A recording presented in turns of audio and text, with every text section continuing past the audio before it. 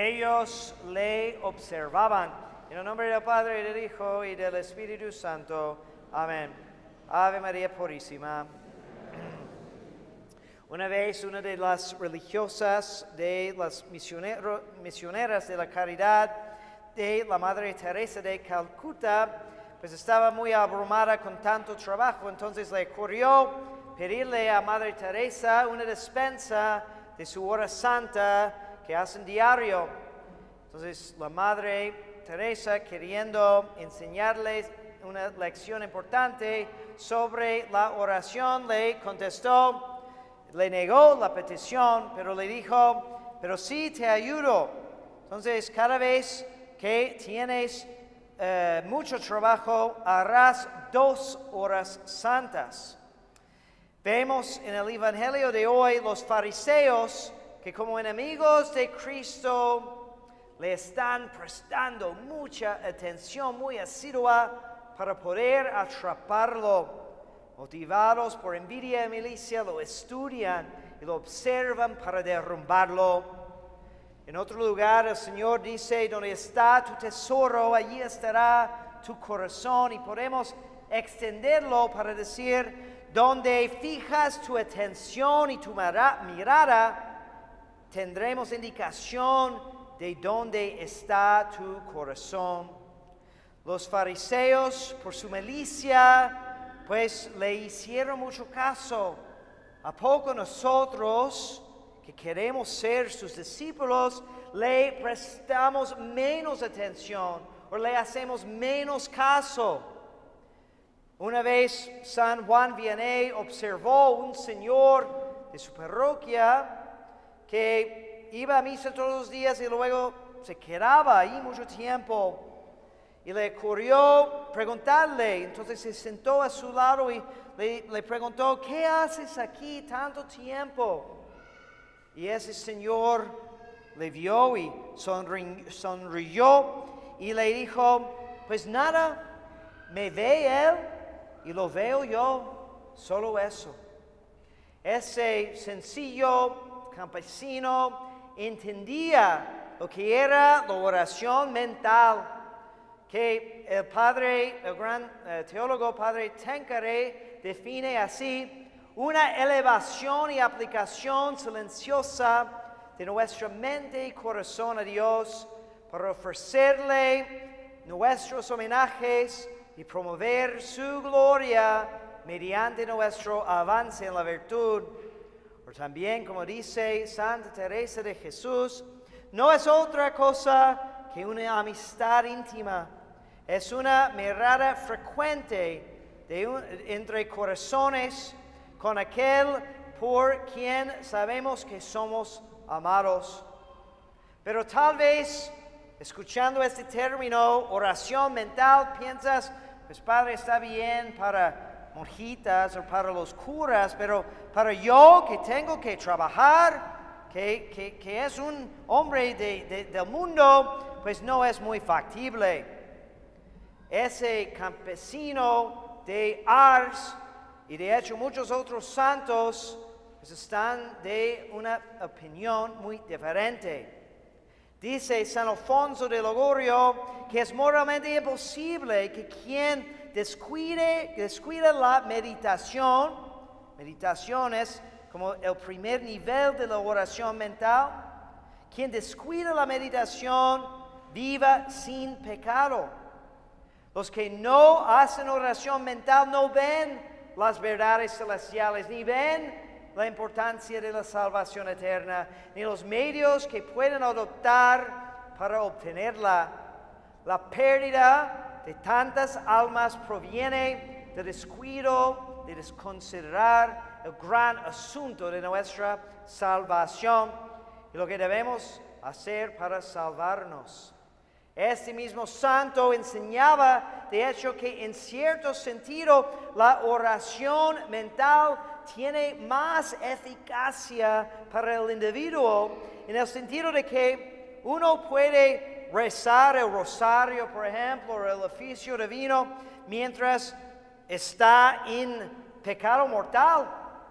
Pero la oración mental es incompatible con el estado de pecado mortal.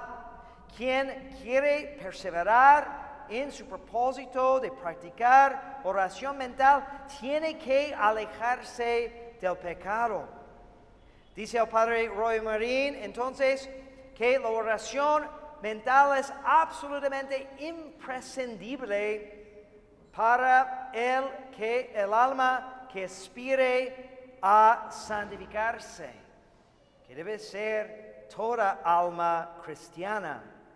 Y la epístola de la misa de hoy, pues nos explica qué pretendemos lograr a través de la oración mental cuando San Pablo dice que Cristo habite por la fe en vuestros corazones, para que arraigados y cementados en el amor podáis comprender con todos los santos cuál es la anchura y la longitud y la altura y la profundidad, y conocer el amor de Cristo que excede todo conocimiento, llenándonos con toda la plenitud de Dios.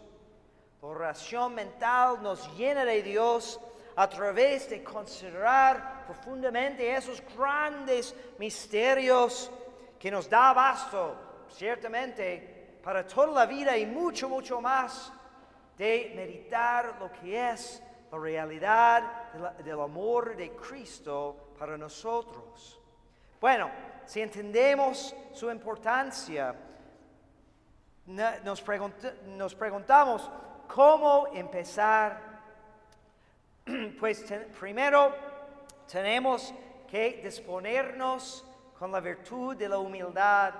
Es humildad que también nos enseña este Evangelio cuando nos dice que debemos de tomar los últimos puestos. Y esa humildad nos hace reconocer nuestra condición de pecador y nos motiva a luchar contra el pecado. Porque el estado de gracia es un requisito esencial. No es decir que nunca vamos a caer, pero para avanzar en la oración tenemos que estar procurando mantenernos en la gracia de Dios, y si perdemos su gracia, de recuperarla lo antes posible. Tenemos también que aprender a interesarnos en las cosas de la fe. Tenemos que estudiar nuestra fe. Debemos de tener la práctica de leer cada día unos minutos, por lo menos, un libro espiritual. Y todo eso sirve como la leña para el fuego de amor que nace en la oración. Tendremos el tema sobre el cual conversaremos con Cristo en la oración. Los santos nos dan muchos métodos muy buenos, por cierto, y cada personalidad puede orar en diferentes maneras. Les conviene a unos un método y a otros otro. Pero hay algunas cosas que deben de ser para todos. Todos necesitan familiarizarse con ciertos libros esenciales. Por ejemplo, la imitación de Cristo, la Filotea de San Francisco de Sales, o el gran medio de la salvación de San Alfonso de Ligorio. Y hay más también. Y esos santos nos pueden enseñar cómo practicar la oración mental. Y, por cierto, lo más esencial, lo más importante es el Evangelio. Hay muchos cristianos, muchos católicos que nunca han leído de principio a fin los Evangelios, y deben de empezar ahí, leyendo cuidadosamente el texto y considerando la escena, la verdad que enseña, poniéndonos ahí y preguntando qué significa para mí. Luego, cuando uno va avanzando, el entendimiento empieza a tomar un papel menor, ¿no? Dando paso a los afectos, especialmente los afectos de amor y propósitos para practicar la virtud. Luego la oración se simplifica más y llega a lo que aparentemente experimentaba ese campesino de Ars, oración sencilla que consiste en una mirada amorosa entre el alma y Dios. Pero tampoco termina ahí. Uno que es fiel a la gracia de oración sigue avanzando. Dios le dice, como en el Evangelio, amigo, sube más arriba y puede pasar a los estados de contemplación, cuando el Espíritu Santo se hace más y más el impulsor principal de la oración del alma. Y no debemos de asustarnos ni pensar, por ejemplo, de que eso de contemplación es para las almas muy especiales, para los monasterios solamente. Porque, de hecho, el padre Roy Marín insiste que la contemplación es realmente la vocación de todos los cristianos, es el desarrollo natural de la vida espiritual que empieza en bautismo. Pero dice, es cierto que son muy pocos que llegan a eso, no porque Dios no les invita, no porque no les da las ayudas necesarias, sino porque carecen la valentía de intentar o de perseverar. Perseverancia es un elemento esencial para la vida de oración. La vida de oración no es para los debiluchos. El padre Boylan, otro autor que todos deben de conocer, su libro más famoso es El amor tremendo, y él dice, cuando decidimos convertirnos en hombres de oración, hacemos una declaración de guerra, no solamente a nuestros instintos más bajos, sino al mismo diablo. Nada salvo un valor resuelto y una firme confianza inquebrantable en Dios puede permitirnos persistir en ese combate. Claro, hay muchos que tienen miedo de combatir, pero solo luchando podemos vencer y solo venciendo podemos vivir en la eternidad con Dios. Tenemos también que empezar a vivir siempre en la presencia de Dios, estando conscientes de su influencia en nuestras vidas, aprendiendo a referir todo a Él. El mismo autor, Padre Boylan, dice que es una realidad, y si somos honestos lo vamos a tener que admitir, que todos tenemos interiormente un casi constante monólogo con nosotros mismos. Pero si tan solo podemos empezar a dirigir esas palabras no a nosotros, sino a Cristo, pues habremos logrado un gran avance en la vida de oración. Pues concluimos con un resumen de la oración por el San Pedro de Alcántara, que dice, la oración mental, el alma se purifica de sus pecados, se alimenta de caridad, se confirma en la fe y se fortalece en la esperanza.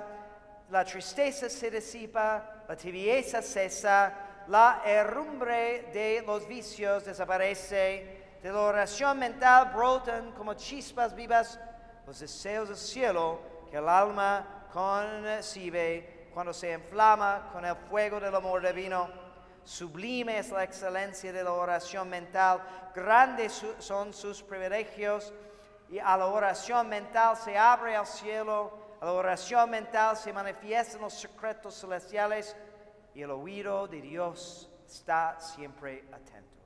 Que Dios les bendiga, en el nombre del Padre, y del Hijo, y del Espíritu Santo. Amén.